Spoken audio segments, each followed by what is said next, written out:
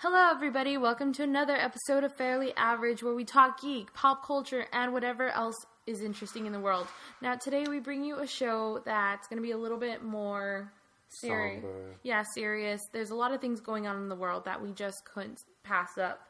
So, if you're not into a discussion that deals with death, bombings, and the reality that is living in today's day and age, then I suggest you skip this podcast altogether. There might be some controversial material. Please note that these are just our opinions, the way we see it through our perspective. We are just 20-somethings living in suburbia, and this is from our understanding and our point of view. With that, we'd like to open up the show, and no crazy intro today, just to let you know who's speaking today. As always, Isaac Cerna, Skippy Reyes, and myself, Joss Javari. So, let's get started. What's going on, guys? Like, how do you guys feel about a lot? There's a lot to take in. Lots to take in, including your name change, Joss Ford. I know. Maybe on the next cast we'll have a discussion about that, but not today. Yeah, not today. Never today. So it's really hard to start a show like this, especially if you're so accustomed to having really goofy stuff. But let's start by saying exactly what is going on at this moment. On Friday at about 1 in the afternoon, our coastal West Coast time, we learned news that Paris was under attack. Paris in France, not Paris in California, just in case. I wish Paris, California was under attack. If you think Paris, California is being attacked, you wouldn't be hearing from us. You need help. And at the moment, there is a huge death toll. It's about 130 people dead, and then another 100 some injured, critically injured. So what exactly happened, C's? Oh, because they're talking to me because I watch the news. At around sometime in the night, I'm not sure the specifics, of in French time, but Paris was attacked in multiple locations. It was a systematic attack led on at different times. One of the places was a stadium with... The Bataclan, yeah. Yeah, another one was a bar. A restaurant. And a concert. Yeah, Bataclan. At the concert, they actually held some hostages and killed them in front of everybody, which is... just mortifying. Mm-hmm. Yeah, for... The French version, the Parisian version of SWAT, which I believe is called a raid, showed up and handled all that in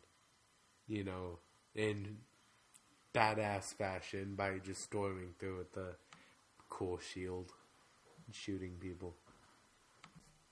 But yeah, after they came through and raided, unfortunately, all the attackers were wearing suicide vests and detonated themselves so they weren't able to be arrested or brought in for questioning, which is, always the most important thing when things like that happen. As much as people want to see people shot and exploded, whatever, you need to know what happened. And it's just a really sleazy, coward move. It's just low. All of this is just low. Well, yeah, it's a terror attack on a civilian population. I mean, it's, like, by definition, it's fucking terrible. It strikes fear into people. That is their objective, and unfortunately, in Paris, at least for the time being, they've succeeded. I think it's really brought a lot of national, attention from everywhere, all around the globe. Global attention, I should say. And it's important to show support and, help out these people that are under fire. I remember during the 9/11 attacks here in the United States, how much support we had from all over the globe and how important it was for us as a nation. That being said, I feel... it's not the time to be reactionary on anything. Exactly. I feel like when things of this magnitude happen, we just want to find a person to blame, and we tend to group other people into one group, and we try to point the finger at them because it's so easy to just pick a person to... What she's trying to say in the broad terms is, don't be mad at Muslims. Muslims didn't do this. A group of people did this. By hating on Muslims, you are actually... part of the problem. Yeah, you are helping IS in this. Because, like, what does a person do when they're persecuted, when they're, when they're unjustly persecuted, when they're targeted? They turn to the extreme. That's what happens. Yeah, I guess he took my sugar-coated response to that. But yes, think about it like this. And I know that lots of people will find flaws. There was a whole different context at the time. But during World War I, after World War I, there was a lot of tension in Europe, and a lot of terrible people came to power because of that they were promising better things for people that were set aside, that were ignored, that were largely ignored. And so terrible atrocities came and happened during World War II because those people rose to power due to a bunch of people being pushed aside. They turned to someone that was telling them they could be great, that they could do more, that they could get out of the situation. I think a more apt thing is the 9/11 attacks and stuff. American Muslims died because people attacked them. Mm-hmm. And all over the world. We invaded Iraq, and that was Al Qaeda's biggest recruiting drive, was American boots on Iraqi soil. It's not so much power. America and our allies, for the most part, control power in the area because we're buddies with Saudi Arabia and the Emirates and stuff. But it's mostly to the point where, people's fear and hate actively further, ISIS's goals. Think about this. People are talking about rejecting the Syrian immigrants coming in. Which is disgusting to me. How can we turn away people that had nothing to do with, the evil that's going on? They're innocent people, innocent bystanders, and they need somewhere to go. It's because a bad apple might come in with them, and, people on Twitter and social media have, likened that rhetoric to, Americans being German Jews coming over here after World War II. The fear of one bad apple leads to the harm of 1,000 good apples, and, Yeah. See, Syrian refugees, for the most part, are people like you and I. They are college educated, they, have jobs, they have skill sets, they have money. They're fleeing bombs. It's bad over there. Assad is an asshole. I think the thing that we need to consider is that, here's the way I see it. And this is a very down-to-earth, basic, at the most fundamental, basic thing about people. I truly believe that if we just would start looking at ourselves as global citizens instead of citizens of different human-created borders, and just thought of ourselves as all individuals, all placed on this earth for the purpose, regardless of religion, belief, or identity, just to live and make the very best of that life, we'd all find a lot of, similarity. We're all gonna die within a century. That's a guarantee. I'm sorry, newsflash, we're all dying. When and how, that's completely dependent on different situations. But we're all dying. We all, have some kind of dreams, hopes, expectations, goals. We all eat. We all need to take a shit, These are all very basic things. And people create these differences between themselves and create these separate identities and put this us versus them thing or they and that. And it's so easy to put yourself away from people. But if you just put yourself in a situation and think as that person and really try to have empathy and sympathy and put yourself in that, kind of mindset, what would I do? I think we'd have a lot more room for improvement. We'd have a much better world. I think we could make much wiser, sounder decisions. Yeah, that's true. I mean, most people have an underlying sense of, human empathy, but the idea of the so-called, global citizen is a very new concept. I mean, we're lucky to be growing up in this time, but, even 50 years before, it wasn't as a connected world. I mean, the internet has drastically, broadened the reach of people and culture. This is true, but even though if we're more connected, I mean, a farmer in Afghanistan doesn't care about you. That's just, there's still people without access to this sort of thing. A farmer in Afghanistan who, is just worried about himself and his family. But I'm sure if I was in a situation, not me, but if we were in a situation, they might be concerned about it for some reason, whether it's for their own personal interest.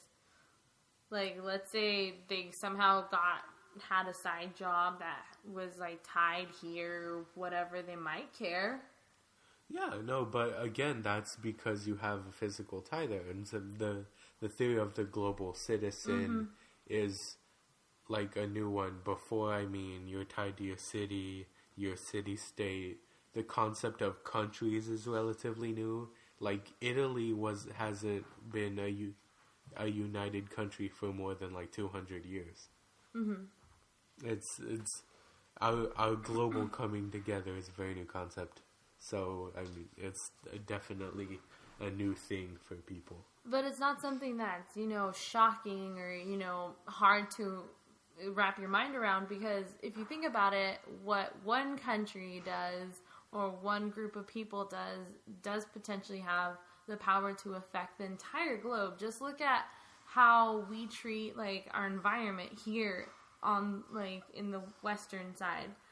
We treat our environment, the United States, not really great, and look at the things we have to do in other countries to support our lifestyle. I'm not. We have an impact on the globe, and that's why it's important, just even down to those things, to look at ourselves as people of the planet. Of course, I'm not saying we shouldn't. I'm just saying it's more difficult than just telling people to come up with a mindset. It's very ingrained in a person. You're always talking about how you love Southern California, right? Yeah.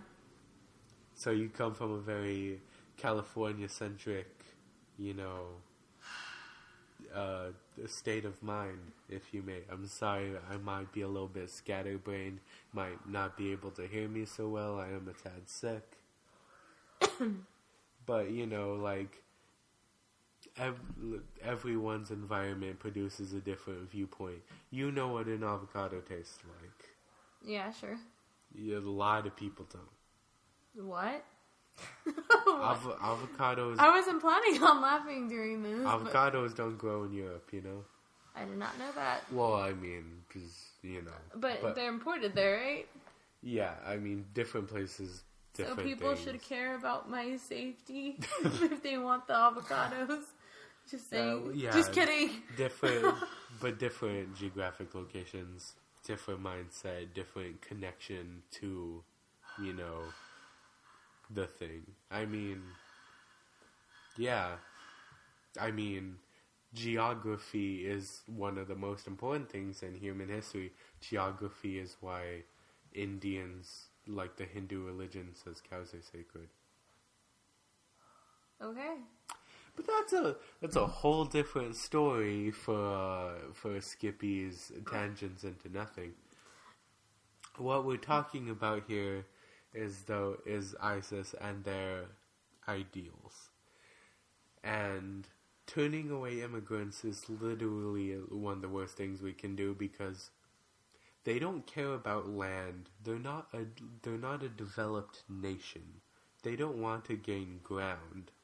They want to gain hearts and minds. Now, I have my own opinion about this. But, just to play devil's advocate, I read a couple people posting on social media that how dare we allow Syrian refugees come into the United States when we can't even take care of our own veterans and homeless. Of course. And that's... What do you guys think about that? I mean, that's on us. I mean, we're America, aren't we?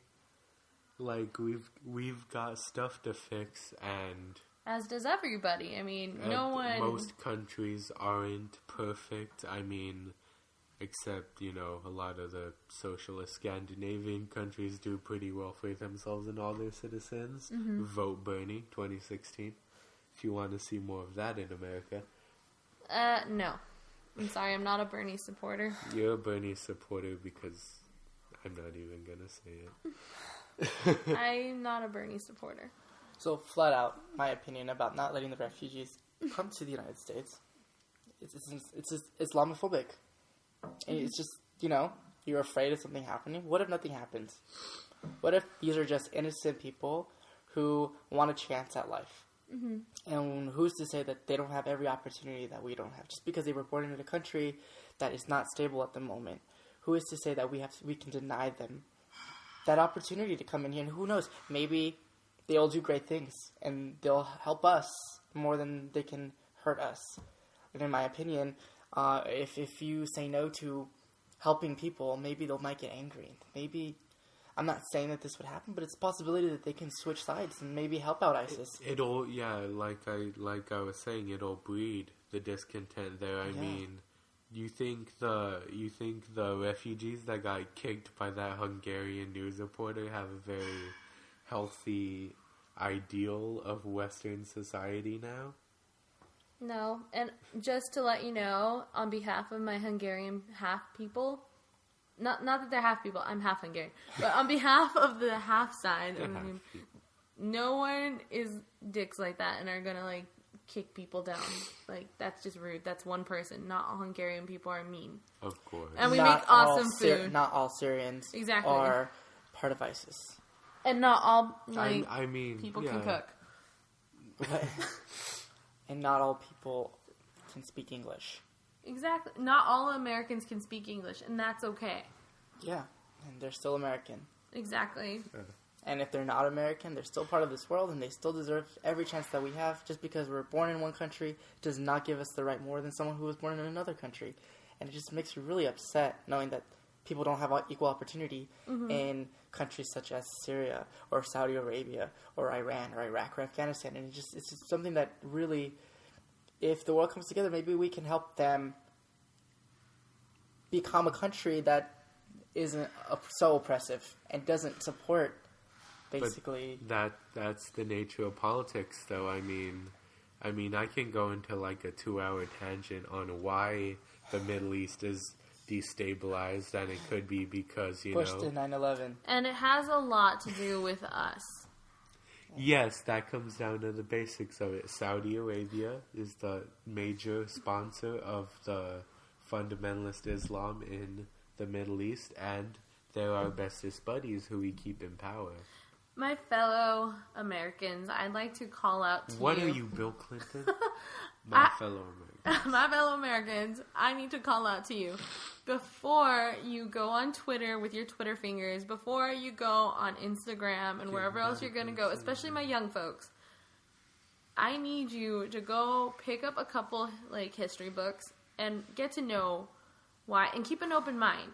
And then after that, if you still think, a little bit more on the conservative end, that's okay. At least you did your research, you did your soul searching, and that's where you are. But I think that there's a lot of young people that just follow what their parents told them, or follow Facebook, and then just change your filters and not care really what's going on. Well, there are people that are, like, fiscally conservative and socially, yeah, there is more liberal. But I mean, like, on a social thing. Yeah. Fiscally, if you're conservative, I mean, whatever, I can get that. I can, if socially, who wants to be conservative socially? That's just my perspective as a liberal. Like, don't they call progressive? I like the term progressive far more than liberal. Yeah, liberal. Like, I'm not going to the beach and go, woo. Well, not slut shaming though. Well, I have to do it a few times. If you want a Mai Tai, if you want to have a Mai Tai and go on the beach and be a little liberal, that's okay by me. Well, maybe not having a Mai Tai on the beach is a good idea, because I think that's illegal. Right. That's illegal in most of the Middle East, in fact. My bad. Oh. Yeah, in Saudi Arabia, women can't drive, and that's sad. Okay, so Isaac, just back there, touched on something that I want to talk about, which might hit a nerve with some of you guys, but this is something we collectively don't like. We can see why it happened. We can understand some of it, but at the same time, this is so American and so indicative of our culture, and it's just so irritating. I'm sorry, guys. A lot of you are friends, and that Facebook filter... that Facebook filter. On one hand, I completely understand that it was able to catch a bunch of other people's attention that may not have been aware of, like, the Paris attacks. So when you see all these people with this flag on their profile pic, you instinctively are like, whoa, what's that? Why is that? What's going on? So you'll do the research. You'll, see it within, like, seconds because of this thing that's eye-catching. But at the same time, it kind of becomes troublesome when you have a duck face photo of yourself. Shirtless. At the beach. With the Mai Tai. Yeah, with the Mai Tai. And then it's like, this kind of feels a little insensitive. People died. Yeah, it's kind of like the Coney 2012 thing again, where people just are, like, mindlessly... doing it. It can become a little strange. Like, one of the weirdest ones I saw was someone taking a selfie with the phone pointed toward the camera, and their butt was right on the counter. It was accentuating their butt, and they were looking back over their shoulder, giving a kissy face. And they had the filter on it. And it just felt so bad. I saw a photo where there's two people cheering to wine glasses, and the Eiffel Tower is in the background. Yeah, tragedies are never a time to share your old vacation photos. Also, it's terrible taste. Terrible, and it's not like we're celebrating this. And yes, it does bring awareness, but there's some type of aspect that it's tacky. Just it's tacky. I'm sorry, I'm not sorry. Yeah, it's so tacky. I mean, there was the equality filter, and that was different because that was a time of that was a celebration. Yeah, that's to say, I support gay marriage, but do you support, like, the attacks? I don't really know what the French flag. I mean, maybe you support France, and of course we all do. We all support France. Yeah, but there is a better way to do it, and if you have a filter, okay, I get it, that's fine, but. Tacky. I think it's fine as long as you're not, with a baguette and a striped shirt. Oh, God. Like, and that was your costume for this year. It's the equivalent of someone putting a sad status on Facebook and you liking it, but you don't like their sadness. Their sadness. You're just I like the sadness sometimes, but I don't like it. Which is why you're not going to see me put the filter on my thing. I stand by France. I stand by the Syrian refugees. Yeah, because if you don't, then that makes you part of, like, an ISIS supporter. I mean, obviously, like, all of us obviously are against ISIS. It's not even the question. Not everybody's against ISIS, apparently. ISIS is not against ISIS. Everybody who's not in ISIS or for ISIS is probably against ISIS. Yeah. That's the thought. But, I mean, it's frustrating because obviously you want to be able to support this and, do something about it, but you can't. We can't. The only thing we can do is educate ourselves. Educate ourselves and find good relief. So support like our disaster relief people. There's a bunch of great organizations that are helping out victims, helping out, whoever might be affected by the attacks. And that's where we should be. Or you could write to your senator and just say, hey, let's have the refugees come here. That's another thing. There are ways we can support these separate things going on in the world, all these tragedies and disasters. There are so many places we can give our money to, shout out to. Instead of putting on filters, how about hashtagging these organizations, hashtagging our senators, tweeting at them? There are so many things we could do. So yeah, I guess what I'm just trying to say is that if you're going to use the filter, that's cool, but just be aware of what your photos are. Be tasteful.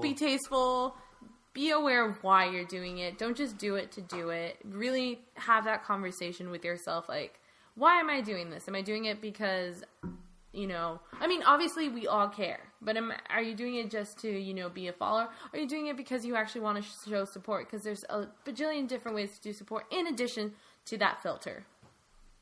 I agree. Yeah. So, along with that filter, we also wanted to touch on something else that's trending right now, which is Pray for the World. Oh, God.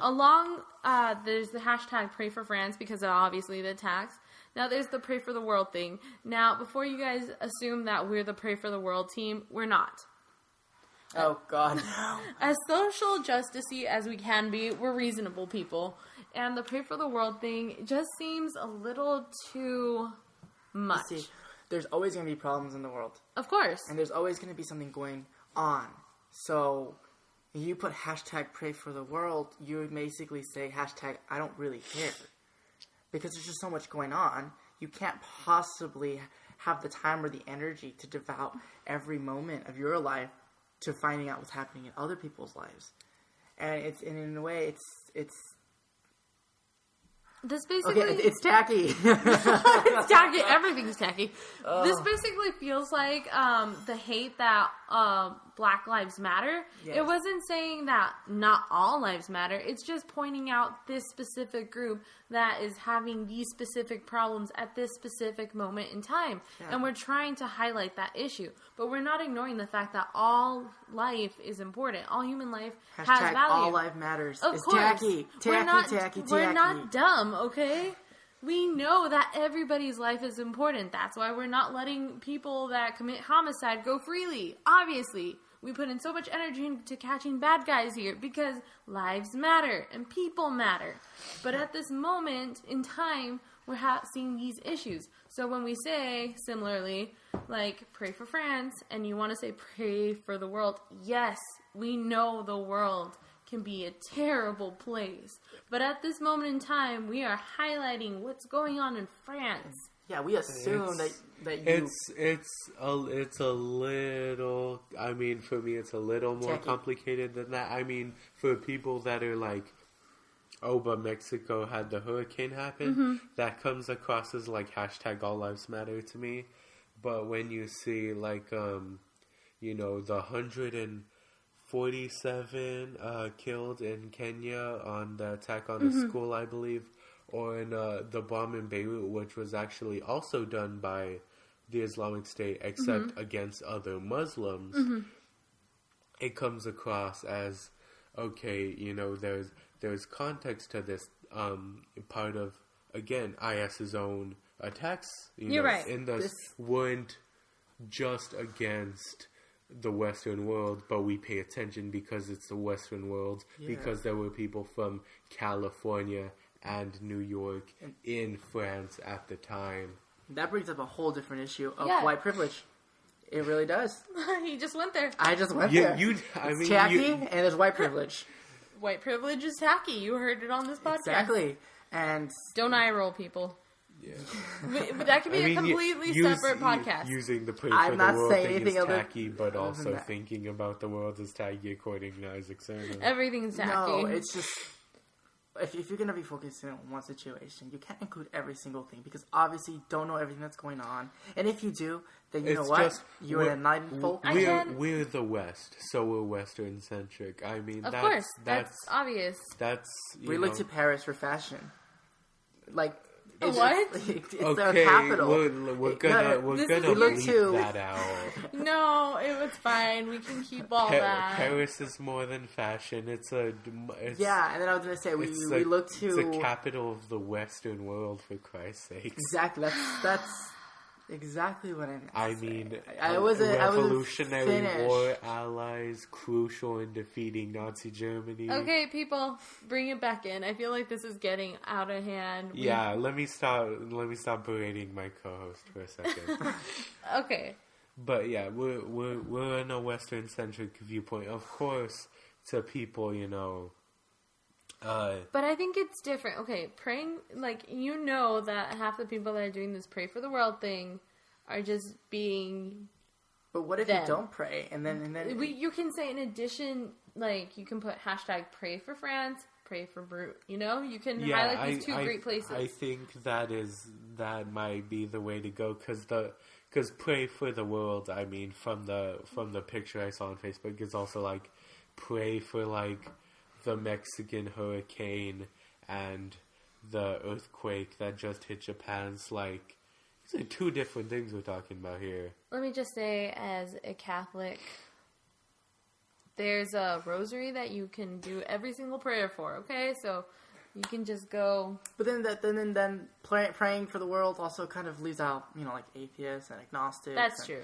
So atheist lives matter. But is it prayer there's a couple people that I know that aren't religious, but they're saying pray. Yeah, he said pray. I mean, if you think praying will help, do it. Yeah. I personally don't think it does. But prayer can mean different things. It could actually mean actually praying on a well wishes, of course. Or well wishes. Yeah, I mean, I'm of course sending positive vibes. Whatever that means. Yeah, I'll support. I'll hug a Syrian right now. Put one in front of me. I'll hug them. We should have a hug a Syrian day. Just go around. That's kind of problematic. No, exactly. How is that going to help? That's the best. That's the best thing you can do for the situation. You meet a refugee, make them love America. That's because you're not doing anything by excluding them. But that's a point we already went across. What we're talking about now is our Western-centric viewpoint as Western people. Yeah, I heard a lot about the people pointing out that we're only focusing on Paris. And I guess it'd be redundant to go over why that is. There's a couple of factors into that. Because it's white people, mostly. Yeah. Although Paris is a very, very mixed city. Yeah, it's not I don't know, Finland or something. I'm pulling that out of my ass here. If the Finnish people are very diverse, I apologize. But my gut feeling says no. How about let's go with Greenland? Sure. I don't know. Doesn't matter. You know what? I'm just. How about the board of a Fortune 500 company? Guarantee you that's all white people. It's about as diverse as the chair people of a Fortune 500 company. I love how the white person in this cast. Half white. Oh, okay. I hereby reject the white half of me. No, it's great. Yeah. White half of me is why I'm tall. But again, it's it's difficult to. It's basically, of course we focus more on Paris. It's the horrible attacks. There's a couple different reasons why. And for the most part, we've heard of attacks in Africa, especially Kenya.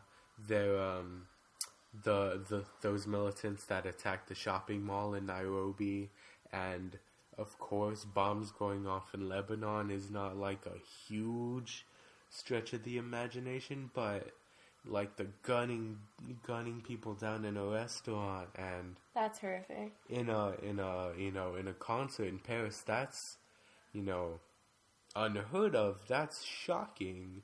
And as sad as that might be, that violence in Africa and the Middle East isn't shocking. Just Because we've normalized it, but that's another discussion. yeah, that's another discuss.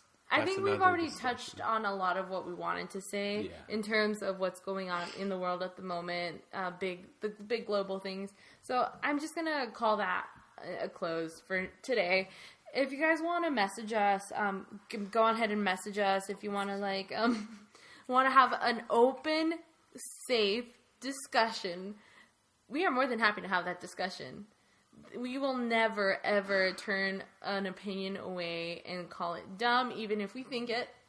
We'll be willing to listen. Not as a representative of the channel. If you message me personally on Facebook, I reserve the right to call you an idiot. Well, that's Skippy's right, but I personally will go about and have a serious discussion with you. I'll have a serious discussion. I'll just call you an idiot if you're being an idiot. Stop being rude to our listeners. Okay, so that's about it for that. Anyways, that was our show for tonight. Sorry it wasn't as super fun and engaging as it usually is. I mean, I hope it was engaging. Fuck, I'm fucking up tonight.